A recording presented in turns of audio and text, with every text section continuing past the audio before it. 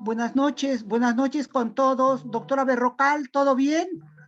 Buenas noches, doctora. Sí, Ya, sí. ok. Ya acabo de entrar. Ya, después me explicas lo que pasa. Ok, te Ok, dejo con los alumnos. Ya, ok. doctora Berrocal, ¿sí? Ok, sí, gracias. Chao. Chicos, ¿están viendo que estoy compartiendo mi pantalla? Sí, doctora. ¿Sí? te ¿Están veo. viendo? Sí, doctora. Ya. Perfecto. Ya. Ahora vamos a dar unos minutos para que se conecten todos sus compañeros y para empezar.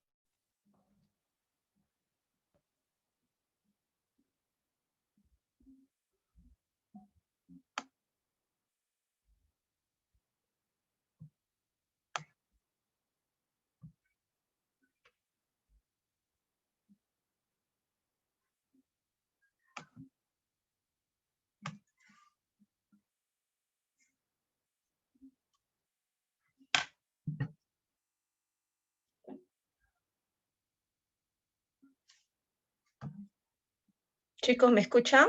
Sí están viendo la pantalla ampliada, ¿verdad? Sí, doctora. Ya, perfecto. Buenas noches con todos. Bueno, creo que vamos a empezar. Sí, en hora de tiempo vamos a empezar. Ya. ¿Qué tal? Buenas noches con todos. Yo soy la doctora Elizabeth Berrocal Salcedo. Hoy día vamos a ver el tema de tuberculosis enteroperitoneal, que es un tema bastante importante debido al incremento en la incidencia de esta patología, y eso se asocia pues a las coinfecciones, ¿no? Sobre todo con el VIH. ¿Ya? Y tiene que ver también con los factores demográficos, factores sociales y todo ello. Actualmente la tuberculosis en general es un problema de salud pública. Entonces vamos a empezar con este tema.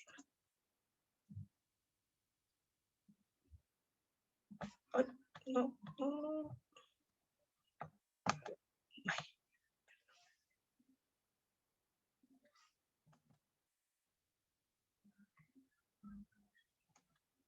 Ya. Entonces, vamos a ver los siguientes contenidos. Tenemos lo que es la epidemiología, etiología, fisiopatología y entre otros ítems hasta ver el tratamiento.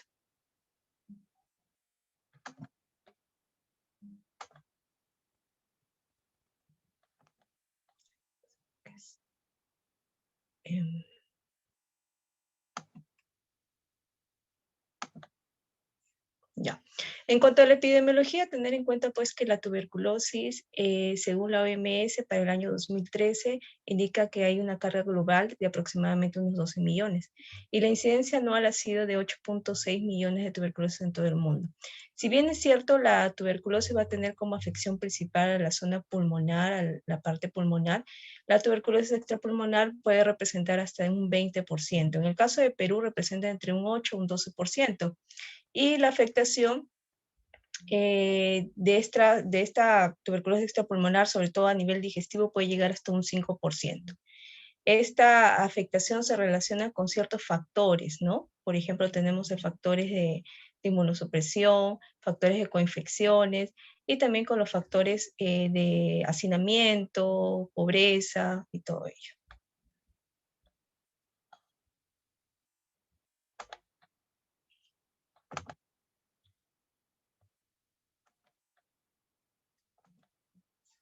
En cuanto a, vamos a seguir este cuadrito en epidemiología.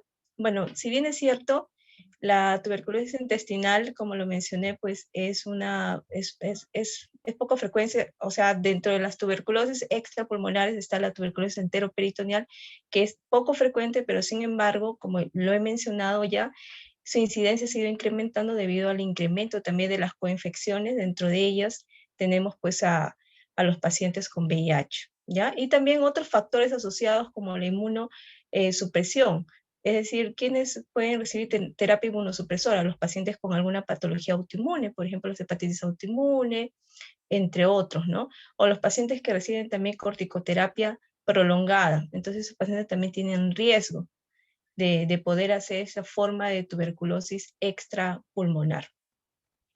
Si bien es cierto, en los pacientes que son inmunocompetentes, la tuberculosis extrapulmonar representa un 20%. En el caso de los pacientes VIH, en el caso de los pacientes códigos, esta tuberculosis extrapulmonar va a subir en cuanto a su porcentaje, va a llegar incluso hasta en un 50%, ¿correcto? Entonces, tener la coinfección con VIH nos asocia a una mayor incidencia de estas tuberculosis extrapulmonares, ¿no? El porcentaje aumenta, llega hasta alrededor de un 50%. Y las muertes anuales están alrededor de 1.5 a 2 millones aproximadamente. También se ha observado o se ha reportado que los pacientes que tienen tuberculosis pulmonar activa, en un 20% de ellos se ha observado que hay presencia también de manifestaciones intraabdominales, ¿no? Es decir, tuberculosis enteroperitoneal.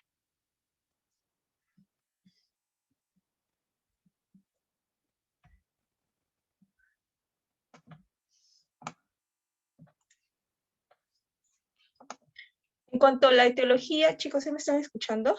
¿Sí? ¿Sí se escucha correcto o no? Sí, doctora. Sí, se escucha bien, doctora. Ya. Sí se escucha. Escucho un sonito y ya. En cuanto a la etiología, bueno, el agente que está implicado principalmente en la tuberculosis, sea pulmonar, o bueno, en este caso la extrapulmonar, va a ser el Mycobacterium tuberculosis. Pero hay que tener en cuenta que dentro de este género de las Mycobacterium, vamos a tener no solamente el Mycobacterium tuberculosis, sino también el Mycobacterium bovis. Pero el principal agente siempre va a ser el Mycobacterium tuberculosis, ¿correcto? Ambas van a tener predilección por la zona del intestino delgado, por la zona ileal, debido a que en esta zona podemos encontrar alto contenido de tejido linfoide, linfático, y por lo tanto, pues abundantes placas de P, entonces tiene mucha predilección por esta zona, por el hilo terminal. Pero sin embargo, estas pueden afectar cualquier parte del tracto gastrointestinal, ¿no? Hay menos frecuencia, pues estómago, esófago, duodeno, hay menos frecuencia porque lo principal es la afectación del hilo terminal.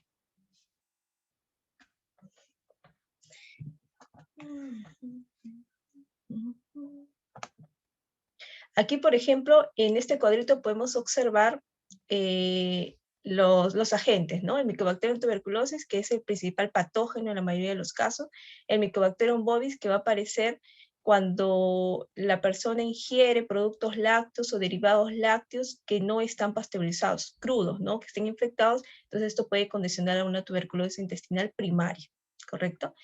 Y el Mycobacterium avium y el Mycobacterium intracelular, estos van a ser patógenos, pero para las personas inmunodeprimidas, para los pacientes VIH, porque para una persona inmunocompetente, en realidad, el Mycobacterium avium y el Mycobacterium intracelular no va a generar nada, no va a generar ninguna molestia, ¿no? Eso solamente afectan a los pacientes código, ¿no? Son propios de ellos, se podría decir.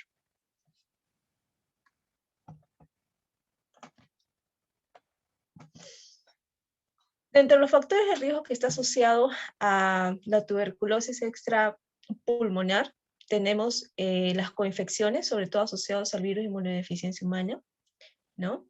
También tenemos las terapias inmunosupresoras, pacientes que reciben terapia inmunosupresora como los pacientes que tienen patologías autoinmunes, o pacientes también oncológicos, ¿no? También ellos están con mayor predisposición o mayor riesgo a hacer este tipo de tuberculosis extrapulmonar. También los pacientes con enfermedades renales crónicas y obviamente los pacientes con desnutrición. Entonces, como lo mencioné anteriormente, los pacientes coinfectados con VIH, los pacientes códigos, tienen un riesgo mayor que los pacientes inmunocompetentes en hacer tuberculosis extrapulmonar, en hacer tuberculosis enteroperitoneal, ¿no? Esto puede incrementarse hasta en un 50% comparado con las personas inmunocompetentes.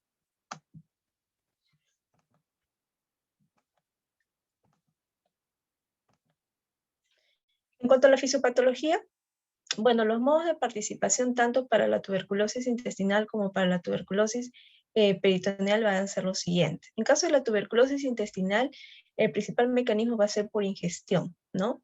Por ejemplo, si el paciente ingiere un esputo infectado, deglute un esputo infectado, ¿no? En el caso de aquellos pacientes que tienen una tuberculosis pulmonar activa.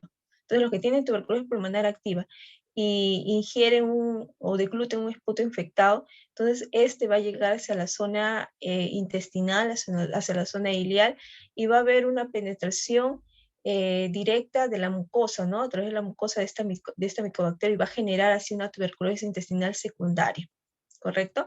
Pero también en el caso del consumo de alimentos o derivados lácteos o productos lácteos que estén infectados por la Mycobacterium bovis, ¿no? Que sobre todo aquí el reservorio va a ser pues el ganado bovino, va a generar pues que esto pueda generar una tuberculosis intestinal primaria, ¿no? De que el Mycobacterium pueda llegar directamente hacia la parte intestinal y pueda generar una tuberculosis intestinal primaria. Otra forma de transmisión que está implicado va a ser por la propagación hematógena, es decir, a partir de un foco tuberculoso distante, sobre todo a partir de un foco pulmonar, ¿correcto? Y menos frecuente la propagación por extensión directa o por contigüidad, ¿no? A partir de focos adyacentes infectados. En el caso de la tuberculosis peritoneal, la forma o el mecanismo principal implicado va a ser por propagación hematógena. Aquí cambia, ¿no? Por propagación hematógena, es decir, de un foco tuberculoso distante, de un foco tuberculoso activo. Y la segunda forma de mecanismo implicado en la tuberculosis peritoneal va a ser la propagación por contigüidad, es decir, a partir de órganos infectados, ¿no? Órganos retroperitoneales o órganos pélvicos infectados que generan la tuberculosis peritoneal.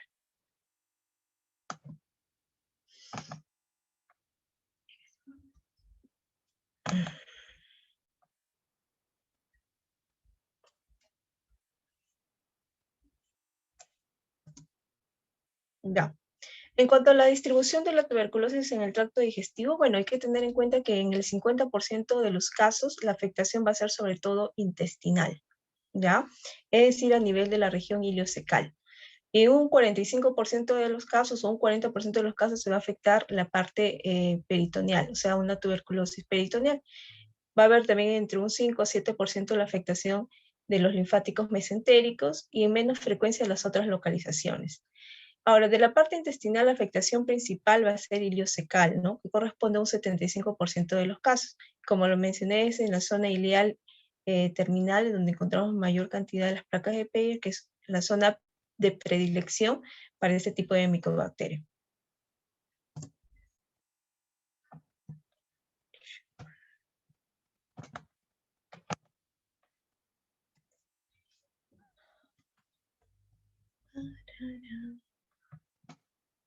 Me había quitado el audio. Bueno, ya entrando hacia el tema de tuberculosis peritoneal, bueno, hay que tener en cuenta, como ya lo mencioné, la forma de infecciones o el mecanismo aquí implicado principalmente de transmisión va a ser por vía hematógena y en segundo lugar por extensión directa, por contigüidad, ¿correcto? Esas son las formas de mecanismos implicados en la tuberculosis peritoneal. Entonces, en la tuberculosis peritoneal se va a caracterizar, pues, porque el líquido sobre todo va a ser de características de una citis exudativa, ¿correcto? Entonces, si estamos en el contexto de un paciente con una citis exudativa, y con fiebre, pues y tienes sobre todo este antecedente epidemiológico de contacto de tuberculosis, pues vamos a estar pensando que esa ascitis exudativa puede ser secundaria a una tuberculosis peritoneal. Hay que tener en cuenta que la forma de presentación de la tuberculosis peritoneal puede ser la forma húmeda, en la cual va a haber ascitis, y también puede ser la forma seca, en la cual que es la forma fibroadhesiva, en la cual más bien va a haber un engrosamiento del mesenterio, el peritoneo, y puede haber masas abdominales, ¿correcto? Son las dos formas de presentación, pero la más frecuente siempre va a ser la forma húmeda, es decir, la tuberculosis peritoneal asociada a una citis exudativa, ¿correcto? Ahora, las características del líquido acítico, bueno, el líquido acítico va a tener una característica macroscópica de tipo citrino.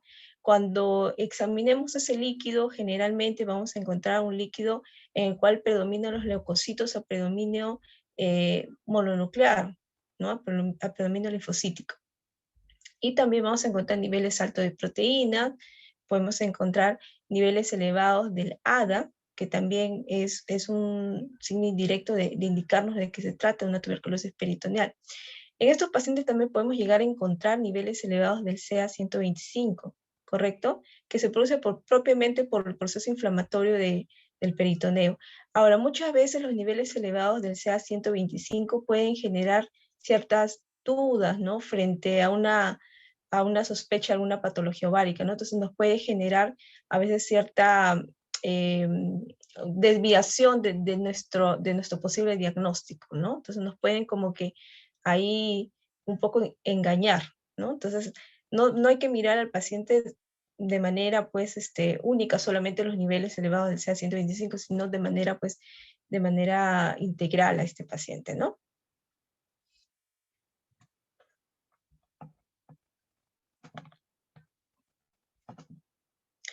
En cuanto a la tuberculosis intestinal, el sitio más común, como ya lo mencioné, siempre es la región iliocecal.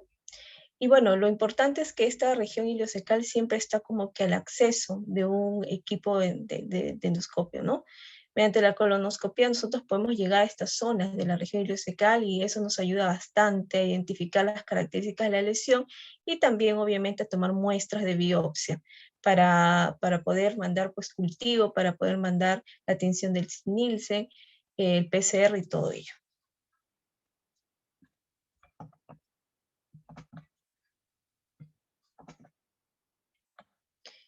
La tuberculosis intestinal va a tener ciertos aspectos macroscópicos. Sobre todo son los tres tipos que se ven en este cuadro: las lesiones ulceradas, las lesiones hipertróficas y las mixtas, que son las lesiones úlcero-hipertróficas. Las lesiones ulceradas son las más frecuentes y estas van a representar el 60% de los casos. Y se va a manifestar por múltiples lesiones ulceradas que van a ser superficiales y que van a tener una configuración o una distribución circunferencial, a diferencia de otras patologías que las tienen de tipo longitudinal, ¿correcto? Las lesiones hipertróficas van a representar el 10% de los casos y se va a manifestar en forma de fibrosis o una mucosa en forma de empedrada, y generalmente ese tipo de lesiones también pueden presentarse en forma de pequeñas masas que pueden generar ciertas complicaciones como obstrucciones, por ejemplo. Las lesiones úlcero-hipertróficas van a ser la unión de las dos anteriores, ¿no? Y corresponden a un 30% de los casos. Aquí van a combinarse las úlceras con las zonas de fibrosis, con las zonas de mucosa edematosa en empedrado.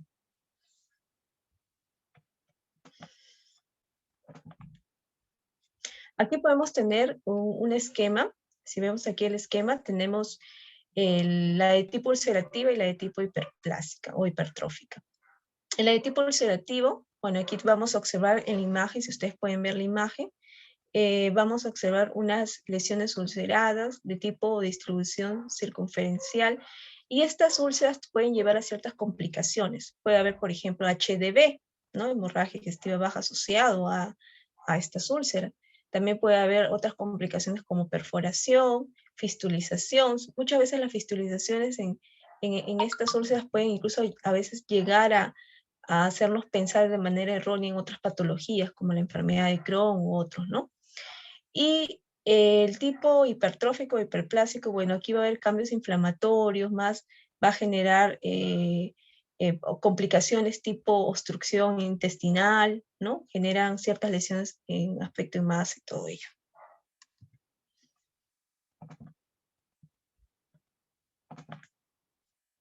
El aspecto microscópico de la tuberculosis intestinal. Bueno, cuando tengamos al bacilo ácido alcohol resistente, pues este va a llegar hacia la zona intestinal, sobre todo al hilio distal, en donde encuentra pues abundante tejido linfático, ¿no? Encuentra las placas de Peyer, que es las zonas predilectas para este bacilo, y van a generar lesiones primarias formadas por células mononucleares, epiteloides, Langerhans, y también va a generar un compromiso de los ganglios generando linfaquitis, ¿no?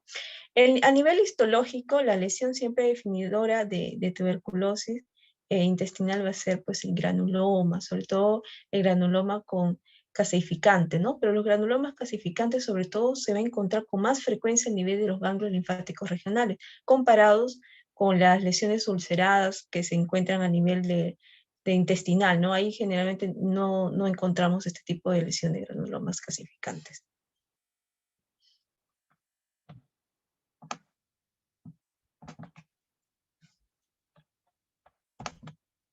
Aquí podemos ver las características microscópicas. Vamos a observar lo que es el granuloma calcificante.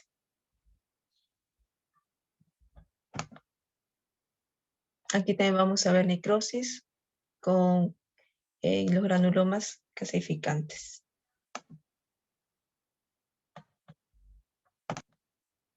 En cuanto a las características clínicas de tuberculosis peritoneal, bueno, hay que tener en cuenta que las características clínicas no van a ser tan específicas, son bastante inespecíficas, ¿no? Por lo contrario, son bastante inespecíficas. Puede haber manifestaciones sistémicas que son caracterizadas pues por sudoración nocturna, baja de peso, apetito disminuido, cansancio, fiebre. Va a haber también un dolor abdominal que puede ser difuso, de intensidad variable de acuerdo al umbral de dolor del paciente. Y la ascitis, ¿no? Va a haber ascitis, como ya lo mencioné, en las formas húmedas de tuberculosis peritoneal. En las formas húmedas sí va a haber ascitis de tipo exudativa. Pero en la forma seca o fibroadhesiva hay que tener en cuenta que el paciente va a tener dolor, pero clínicamente al evaluarlo no va a haber ascitis. Y si le pedimos una ecografía, efectivamente no va a haber ascitis. Es una forma seca.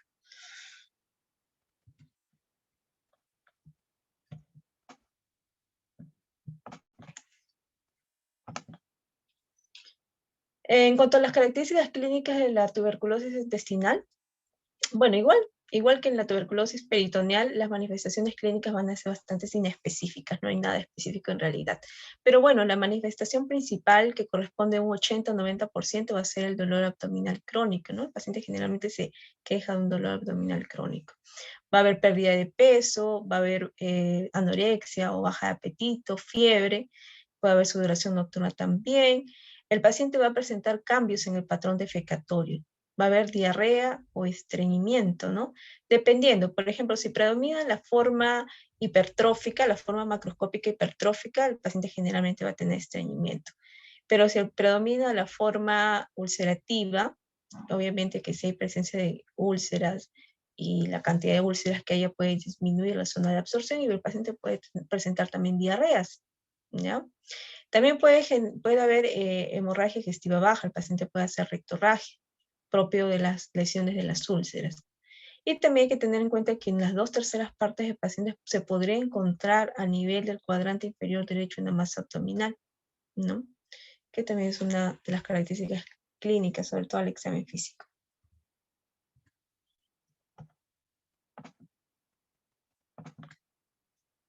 Dentro de las complicaciones, bueno, las complicaciones son las que se ven en el cuadro. La complicación más frecuente va a ser la obstrucción intestinal, que representa entre un 50 y 60% de los casos. Obviamente que si hay obstrucción intestinal, el paciente requiere un tratamiento quirúrgico, una intervención quirúrgica. Las perforaciones también. Cuando hay perforación libre, obviamente también aquí requiere una intervención quirúrgica. En el caso de las fístulas, no es tan necesario. La mayoría de las fístulas van a ir muy bien con el tratamiento antituberculoso. En realidad, actualmente las fístulas no son de manejo quirúrgico, ¿no? Las fístulas por tuberculosis intestinal no van a ser de manejo quirúrgico. Y bueno, en caso de la hemorragia intestinal, tampoco es de manejo quirúrgico, ¿no? Si es una hemorragia pues leve, que no compromete el estado hemodinámico del paciente, no es necesario el tratamiento quirúrgico. Pero si es una hemorragia pues digestiva baja masiva por múltiples úlceras que están generando este sangrado, ahí sí puede requerir un tratamiento quirúrgico. Es que en realidad depende mucho del contexto y depende mucho de cuánto es la inestabilidad del paciente, si la hemorragia realmente es masiva o no, de todo ello depende.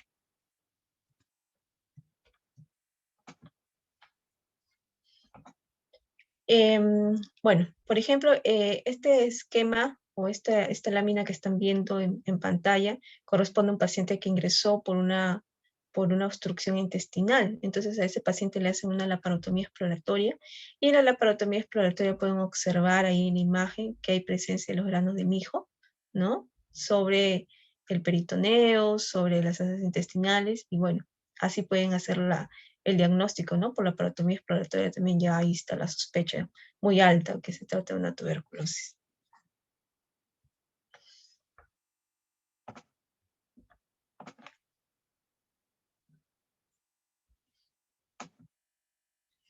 En cuanto a los hallazgos de laboratorio, bueno, ¿Qué hallazgos de laboratorio podemos encontrar en los pacientes con tuberculosis enteroperitoneal?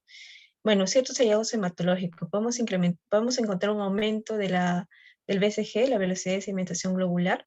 Obviamente también como este tipo de patología se da en el contexto de un paciente desnutrido, vamos a encontrar hipoalbuminemia.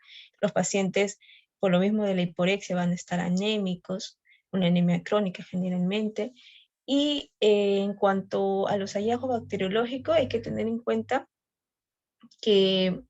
bueno, hay que tener en cuenta pues que la tuberculosis intestinal, cuando es secundaria, es decir, cuando el paciente tiene una tuberculosis pulmonar activa y el paciente se deglute el esputo infectado y hace una tuberculosis intestinal secundaria al foco primario que fue pulmonar, podemos encontrar las baciloscopías positivas, ¿ya? Hasta en el esputo hasta en un 37% de los casos de estos pacientes y en el contenido gástrico hasta un 34-73%. Y bueno, también otros hallazgos es en el líquido acítico, ¿no? Como ya lo mencioné anteriormente, es un líquido acítico de tipo exudativo. La celularidad siempre va a ser a predominio linfomononuclear, ¿correcto? Y aquí vamos a encontrar niveles elevados de proteínas, sobre todo por encima de 3. También vamos a encontrar elevación del ADA, ¿no? Generalmente cuando está por encima de 33 unidades por litro, nos va a dar una sensibilidad de 93 a 100% y una especificidad de 95% para sospechar de una peritonitis tuberculosa. Y los valores por encima de 50 obviamente van a mejorar la sensibilidad, la especificidad para peritonitis tuberculosa.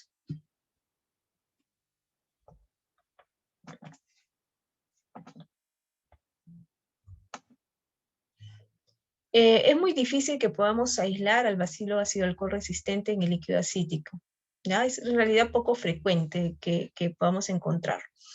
De tal manera que la literatura indica que en menos del 3% podemos encontrar un frotis o una tinción sin Nielsen positivo en el líquido acítico. Y también en los cultivos, generalmente lo aislamos, pero en un 20%, o sea, tampoco es tan alto encontrarlos en los cultivos, ¿no? Y además los cultivos también tienen un tiempo de demora, entre 4 a 8 semanas.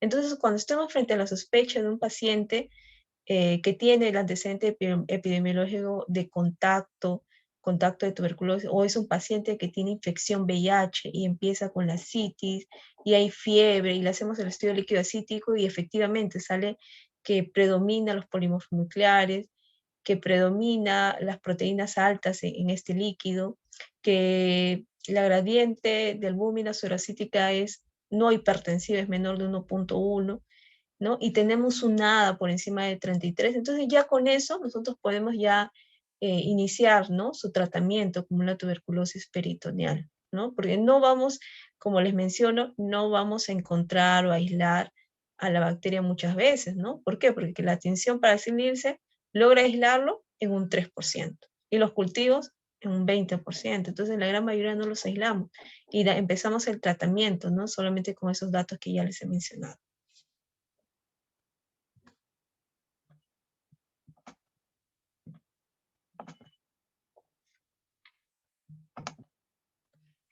En cuanto a los métodos diagnósticos para la tuberculosis intestinal, vamos a tener el método invasivo y el método no invasivo. Dentro del método no invasivo tenemos la tomografía, luego voy a describir qué es lo que vamos a encontrar en la tomografía. También tenemos la radiografía de abdomen con contraste, y en el caso de sospecha de complicaciones podemos pedir una radiografía de abdomen simple en el caso de sospecha de obstrucción, perforación. Y los métodos invasivos, ahí tenemos la colonoscopía, que es un estudio al alcance, ¿no? Que nos permite llegar a estas zonas principales de afectación de la tuberculosis intestinal, llegar a la zona del hilo distal, hacia la región cecal, identificar las lesiones y poder tomar muestras, ¿no? Es muy importante.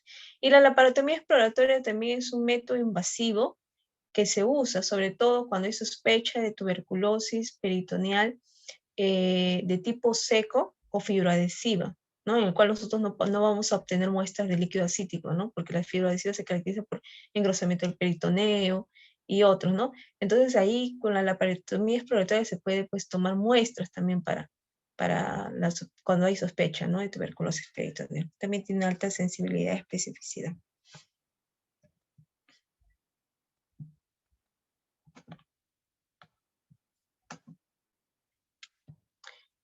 ¿Ya? Entonces, dentro de estos métodos que vamos a ir viendo uno a uno, tenemos el estudio radiográfico con contraste.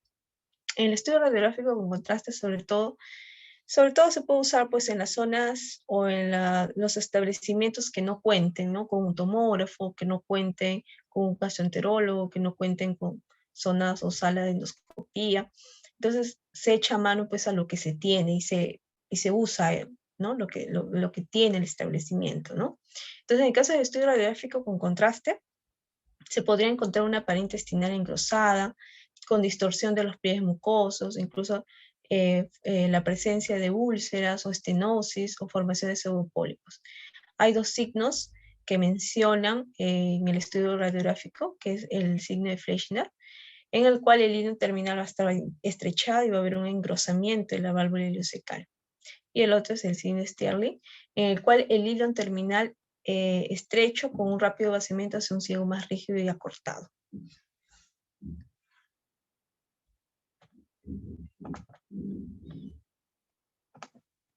En el caso de la tomografía, bueno, la tomografía también es un examen que nos ayuda a determinar o a ver si hay algún tipo de engrosamiento a nivel de la pared ileocecal, ¿no?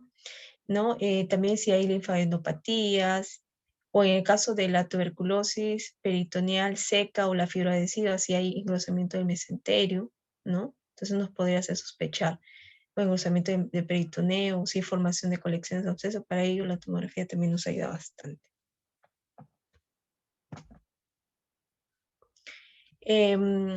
Aquí, por ejemplo, tenemos una imagen, ¿no? Aquí tenemos una imagen, en la primera imagen, en la imagen superior, podemos ver una ascitis lobulada, no es una ascitis pues distribuida de manera uniforme, sino es lobulada, ¿ya? Y con cierto engrosamiento de la parte del peritoneo. Y en la segunda imagen, en la imagen inferior, podemos ver un engrosamiento marcado del mesenterio. Esto, por ejemplo, es la forma seca, ¿no? Esta es la forma de tuberculosis peritoneal fibroadhesiva o seca, ¿no? En el cual solamente vamos a ver engrosamiento marcado del mesenterio, pero no vamos a poder obtener muestras de líquido ascítico. Entonces aquí muchas veces pedimos, ¿no?, el apoyo de cirugía general para que nos pueda hacer una laparotomía exploratoria y tomar muestras.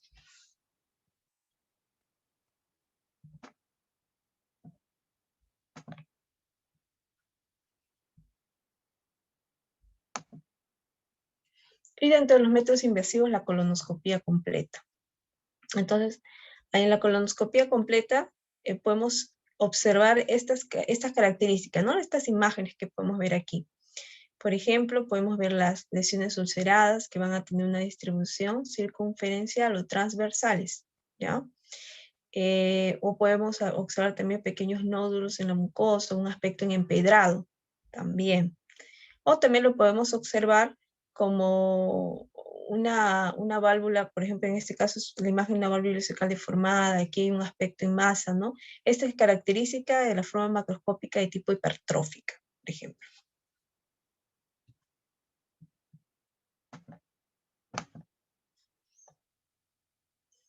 Aquí también podemos ver la presencia en esta imagen de una úlcera circunferencial en el hilo terminal. Aquí vemos lo que es la úlcera con bordes nodulares en la parte del hilo terminal. Entonces tenemos varias formas de presentación, ¿no? Sobre todo la de tipo ulcerada. Recuerden, chicos, que es la forma de presentación macroscópica principal, la tipo ulcerada.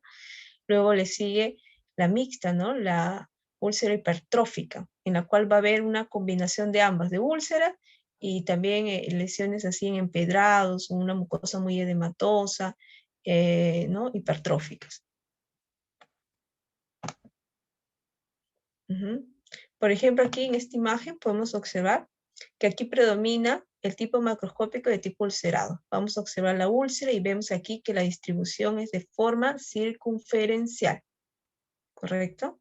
Y en la figura B vamos a observar la forma macroscópica de presentación. Aquí es la de tipo hipertrófica, ¿no? Mira, podemos ver acá las lesiones que tienen incluso aspecto en masa como si fuera de aspecto proliferativo. Si uno ve esta imagen, podría incluso hasta sospechar de una neoplasia. Mire, tiene el aspecto medio proliferativo, ¿no? Incluso está como que estenosando un poco la luz intestinal. Esta es la forma de presentación hipertrófica, ¿no? Pero es muy importante reconocerlas.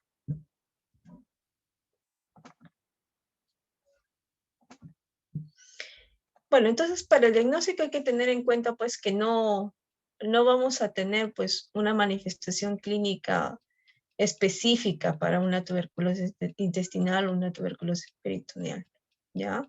Las manifestaciones las pueden compartir con otras patologías, no son solamente de la tuberculosis enteroperitoneal. Y como la tuberculosis es la gran simuladora, pues puede simular, como su nombre mismo lo dice, otras afecciones, otras patologías. Los podemos confundir con una enfermedad de Crohn, los podemos confundir con una colitis ulcerativa, lo podemos confundir con los linfomas intestinales. Entonces, es una gran simuladora y podemos incluso llegar a confundir el diagnóstico. Y sobre todo cuando se desarrollan las complicaciones más nos podemos como que confundir, ¿no? Entonces es muy importante hacer un exhaustivo diagnóstico diferencial con la tuberculosis enteroperitoneal. Como vemos aquí, el diagnóstico diferencial pues van a ser en el caso de tener, por ejemplo, lesiones a nivel del hilo distal y a nivel secal o de colon ascendente, hay que hacer un diagnóstico diferencial con la enfermedad de Crohn. Si ustedes se acuerdan, la enfermedad de Crohn puede afectar cualquier parte del tubo digestivo, desde la boca hasta la zona del ano, puede afectar, ¿no? Entonces, si hay un compromiso de las lesiones a nivel iliocecal, hay que hacer el diagnóstico diferencial con Crohn. Y sobre todo, ambos comparten complicaciones similares. Mira, en caso de la tuberculosis intestinal pueden formar las complicaciones de la fístula y en la enfermedad de Crohn también forman fístula. Entonces comparten hasta las complicaciones. O podemos hacer diagnóstico diferencial también con los linfomas. Y en caso de las lesiones que se ubican sobre todo a nivel de la región secal o colon ascendente con los adenocarcinomas, ¿no? Sobre todo cuando presentan la forma de presentación macroscópica de tipo hipertrófica, ¿no? Hay que hacer ese diagnóstico diferencial. También hay que hacer diagnóstico diferencial con las insuficiencias vasculares, en las cuales también pueden formarse las lesiones ulceradas, pero aquí sobre todo se forman en lo que es colon, ¿no? En el colon transverso o colon descendente.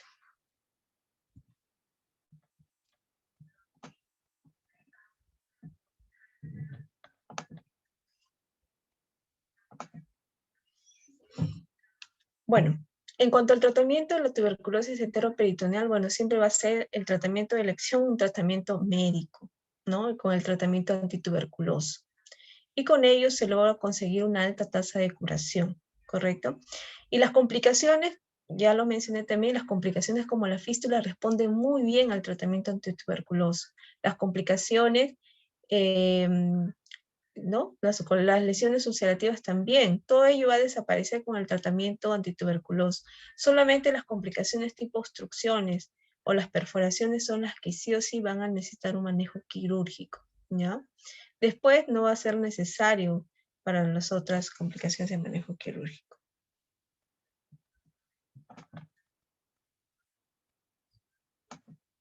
Entonces el tratamiento antituberculoso, bueno, en realidad se usa el tratamiento estándar, así como lo usamos para la tuberculosis pulmonar, el mismo tratamiento para la tuberculosis extrapulmonar o para la tuberculosis enteroperitoneal. Entonces usamos el tratamiento tuberculoso, usamos la rifampicina, isoniazida, piracinamida por 2 meses y luego continuamos 4 meses más con la rifampicina y la isoniazida, ¿ya?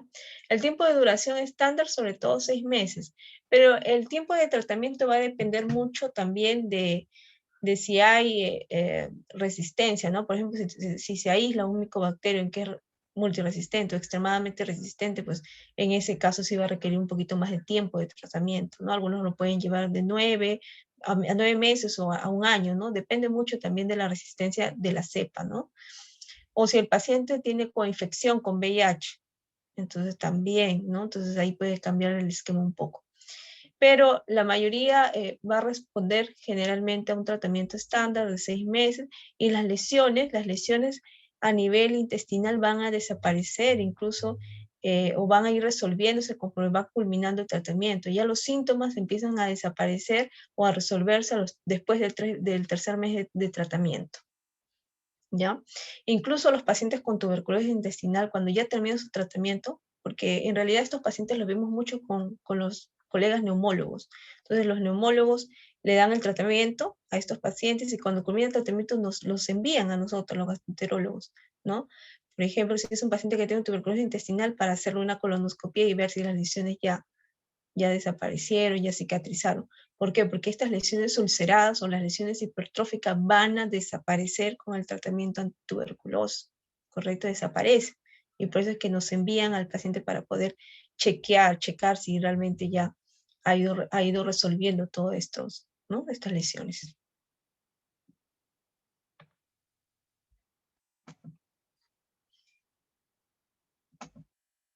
Entonces aquí podemos ver el esquema de tratamiento para los adultos con un peso mayor de 50 kilos, ¿no? Por 6 meses.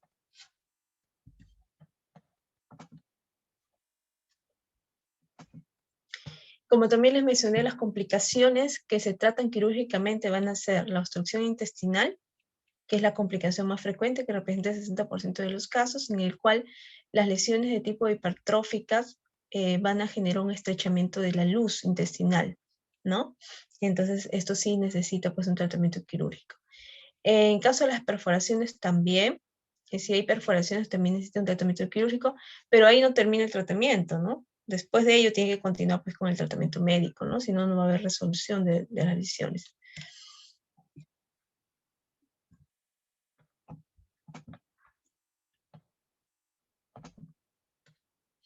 Entonces, chicos, lo que tienen que recordar en cuanto a su conclusión es lo siguiente. Tienen que recordar, pues, que la incidencia de la tuberculosis extrapulmonar va a incrementarse con las coinfecciones, tipo VIH sobre todo, ¿ya? El porcentaje de afectación aumenta hasta un 50%. Que la tuberculosis todavía sigue siendo un reto diagnóstico. Muchas veces llegamos a confundir el diagnóstico, ¿no? Ha habido casos incluso que el paciente lo tratan como si fuera una colitis ulcerativa o una enfermedad de Crohn y al final fue una tuberculosis intestinal. Entonces, sigue siendo esta patología la gran simuladora. Entonces, es un reto diagnóstico para nosotros los médicos, ¿ya? Y también hay que tener en cuenta, pues, que no necesariamente la tuberculosis enteroperitoneal va a estar asociada a tuberculosis pulmonar, ¿ya? Si bien es cierto, la tuberculosis pulmonar activa puede estar presente hasta un 20% de los que tienen tuberculosis enteroperitoneal, pero no es esencial. No necesariamente decir que si mi paciente tiene una tuberculosis enteroperitoneal, va a tener una tuberculosis pulmonar asociada. No necesariamente, solamente se den un 20% de los casos, ¿ya?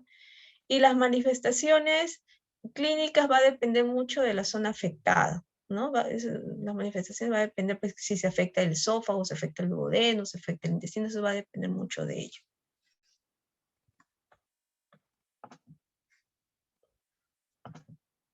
Hay que tener en cuenta que tampoco tenemos ninguna, o sea, la parte de las manifestaciones clínicas no van a ser el estándar de oro para el diagnóstico de tuberculosis intestinal. ¿Por qué? Porque las manifestaciones clínicas de los pacientes con tuberculosis enteroperitoneal son inespecíficas, no son muy específicas, ¿correcto? Los exámenes de laboratorio también van a ser inespecíficos, ¿ya? Los radiológicos también. Entonces, nosotros tenemos que prácticamente pues mirar al paciente de manera siempre, como les menciono, integral, ver sus manifestaciones clínicas, sus antecedentes epidemiológicos, los exámenes de laboratorio, los exámenes radiológicos, el estudio endoscópico de las lesiones sospechosas. Entonces, todo de manera integrada para sospechar de una tuberculosis enteroperitoneal, porque no hay algo, un estándar de oro para decir, con esto ya yo detecto tuberculosis enteroperitoneal, ¿no? Siempre hay que hacer un diagnóstico diferencial exhaustivo. Y la cirugía ya saben que solamente se reserva para los pacientes que tienen complicaciones tipo obstructivas o perforaciones. Nada más. Las fístulas van a responder generalmente bien al tratamiento médico, al tratamiento antituberculoso. Y las úlceras que van a generar o podrían llegar a generar hemorragia en algún momento también, van a responder las úlceras muy bien al tratamiento tuberculoso y las úlceras, las lesiones van a desaparecer, ¿ya?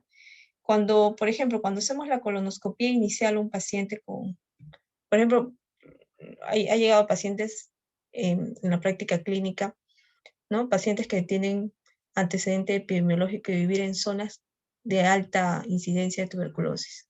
Y son pacientes que han tenido baja de peso, tienen fiebre y tienen diarreas. Vienen por diarrea, ¿no? Entonces uno le hace el examen VIH negativo. Entonces, como parte del estudio de diarrea, hacemos varios estudios, ¿no? De laboratorio, todos negativos. Entonces ya al final va a su estudio invasivo, que es la colonoscopía. Y en la colonoscopía observamos lesiones, sobre todo las más frecuentes que observamos son las ulceradas, ¿no? En la región ileocecal. Entonces se toma muestras para mandar a cultivo, muestras para PCR, muestras para la tinción sin Nielsen, ¿no? Y en esas muestras, a veces en la biopsia ven los granulomas, entonces hay sospechoso de tuberculosis. Entonces a estos pacientes se le manda al neumólogo para que le dé su tratamiento 6 meses, luego regresan con nosotros, le hacemos una colonoscopia control y observamos que las lesiones desaparecen, definitivamente desaparecen. Entonces han ido bien con el tratamiento, ¿no? Y ya no requieren extender más el tratamiento. Y ya cuando regresa con el neumólogo generalmente ya les da de alta, ¿no? Las lesiones ya desaparecieron y todo ello.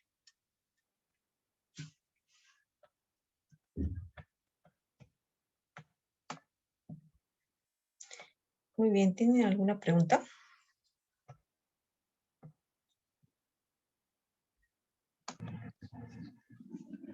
Buenas noches, doctora. Hola. Sí, buenas noches. ¿Me escucha? Sí, sí te escucho. Sí te Ah, ya. escucho. La pregunta era acerca del seguimiento. Había mencionado que normalmente después de que se trate la tuberculosis, se le va a hacer el seguimiento por colonoscopía para ver si revierten las lesiones, ¿no? Ya, a ver, te explico. Mira, si tuviéramos solamente un paciente con tuberculosis peritoneal, en el caso de la tuberculosis peritoneal lo vamos a ver clínicamente, su ascitis va a desaparecer, ¿ya? Si fuera la forma húmeda, porque también tenemos la forma seca, que es la fibra adhesiva, en el cual no hay ascitis. Pero en el caso de la tuberculosis intestinal, generalmente cuando el neumólogo ya está terminado, cuando el paciente ya está terminado su tratamiento por neumología ya de los 6 meses, el paciente es referido hacia nosotros, ¿no? Entonces nosotros le hacemos un estudio de colonoscopía, no de seguimiento, sino más es como que es como para los pacientes cuando terminan su tratamiento, justamente para poder ver su respuesta, ¿no? De que ya obviamente aquí las lesiones ya han desaparecido, las lesiones ulcerativas y todo eso, y bueno, que el paciente ha respondido bien al tratamiento. Pero no es que luego le hagamos el seguimiento de hacerle colonoscopías así, controles, no. No, en realidad no. Generalmente las colonoscopías es al inicio cuando tenemos la sospecha, por ejemplo, pacientes con diarrea crónica, pacientes con esa baja de peso o que han tenido sangrado, y le hacemos la colonoscopia y le observamos las lesiones, le tomamos la biopsia y efectivamente sale que es tuberculosis intestinal, lo mandamos al neumólogo, termina el tratamiento y le hacemos una colonocontrol. Luego más colonoscopías ya no va a ser necesario, en realidad. Solamente el culminante del tratamiento.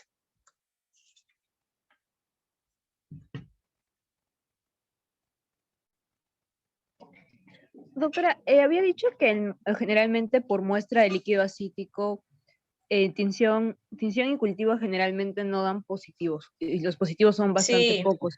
sí. Ujú. La Así es. pregunta era acerca de, ¿y se va a realizar, o sea, si dan negativos estas pruebas, se realiza siempre la paroscopía o solo con el diagnóstico clínico yo trataría nada más? Ya. La laparotomía exploratoria es para determinados grupos, no es en realidad para todos. Por ejemplo, en el caso de tuberculosis peritoneal, la de tipo exudativa, ¿no? La tuberculosis peritoneal, la de tipo húmeda, en la cual hay ascitis exudativa.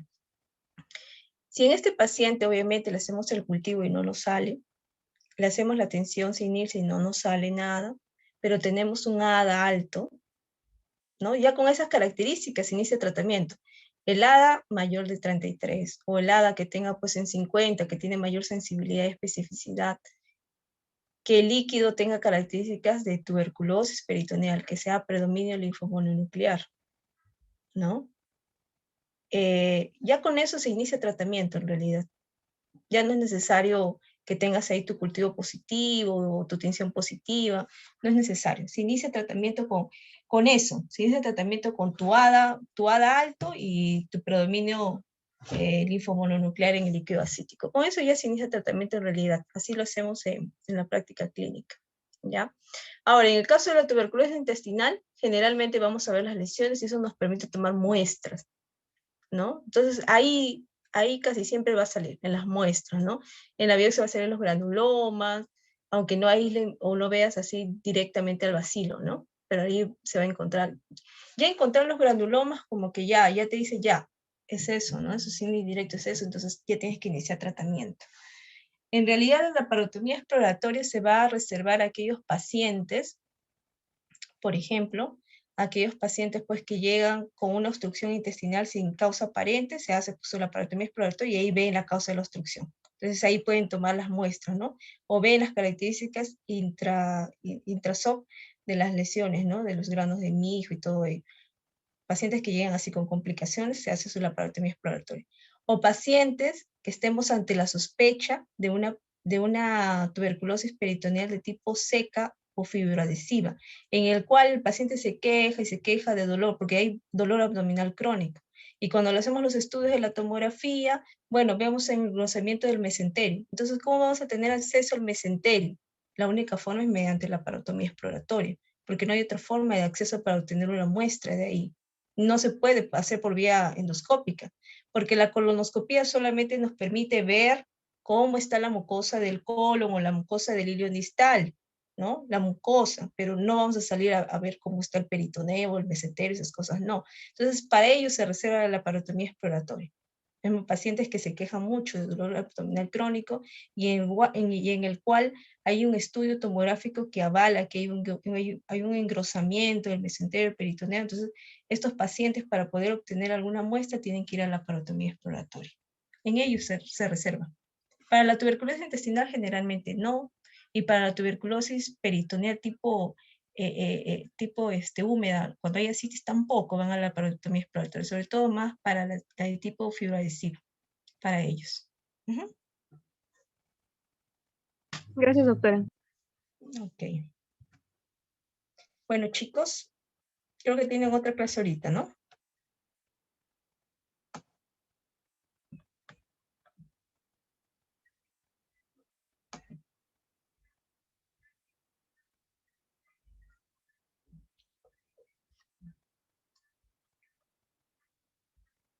¿Me escuchan?